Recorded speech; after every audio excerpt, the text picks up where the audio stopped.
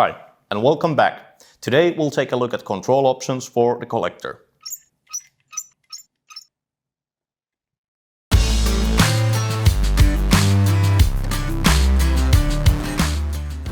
So, let's get into it. On the back there, we have a pressure diverted collector without electricity, and here we have a collector with electricity. They both look very much the same, and their operation and function is very much alike as well. First, let's take a look at the pressure diverted version. One important note about the pressure diverted collector is that you can only have it working if you're utilizing only one main attachment and without the turbo cylinder. With this machine, we are only using one double-acting hydraulic auxiliary line to control both the main grab and the collector, which is based on the movements of the main grapple. It works so that once you cut down the first tree, the collector will fully open once you have finished cutting down the first tree, and then once you start opening up the main grapple again, that will then signal the collector to squeeze the tree firmly in its grip.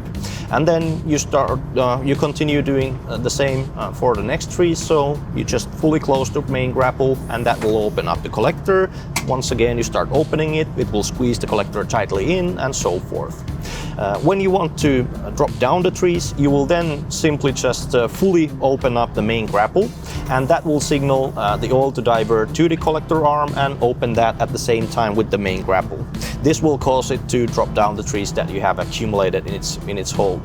And once you start moving for the next trees, you can close the collector by first squeezing the main grapple close a bit and then opening it again, which will signal the collector arm to close down, so it's out of the harm's way.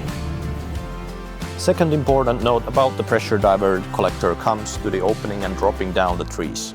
So like I explained before, when you fully open up the main grapple, the collector arm will open with the sequence as the oil is diverted to it. So first learn the rotation and how you will utilize the pressure diverted collector so that you will be in full control when it comes to collecting the trees and also dropping them down in a neat bunch. Collector with electricity will be your choice if you're either utilizing a turbo cylinder in the tree shear or multiple attachments at the same time. You can always opt to use the electrical collector either if you're just using any other cylinder as well, if that's the way that you prefer to work.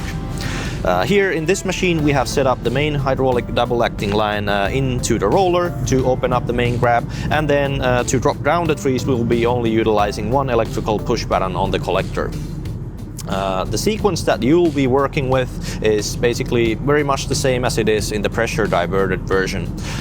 First you will start cutting down a tree, and when the main grapple finishes closing, it will automatically open up the collector arm, and once you start opening the main grapple, it will then start squeezing the trees firmly in its grip. And you will do the same kind of rotation over and over until you have reached the maximum capacity and you want to drop down the trees. Now, dropping down the trees will require you to open the main grapple at the same time and use the electrical push button with the opening to drop down the trees. This makes it so that it's basically acting as a fail-safe switch for you, and you will not be able to drop the trees down by mistake.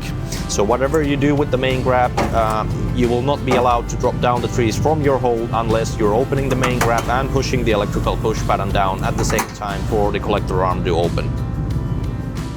When selecting the electrical collector option, you will be provided with a two-piece electrical kit.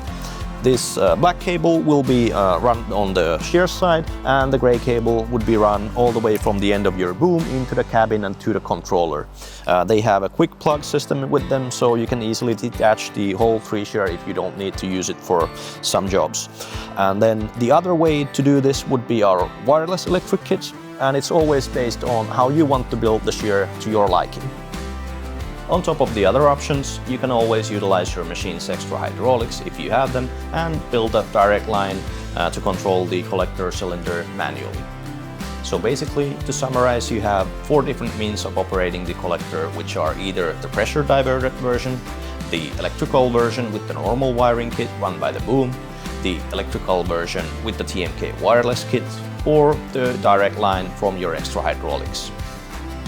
To stay up to date with our products, updates and the attachments, make sure to follow us, and as always, see you next time.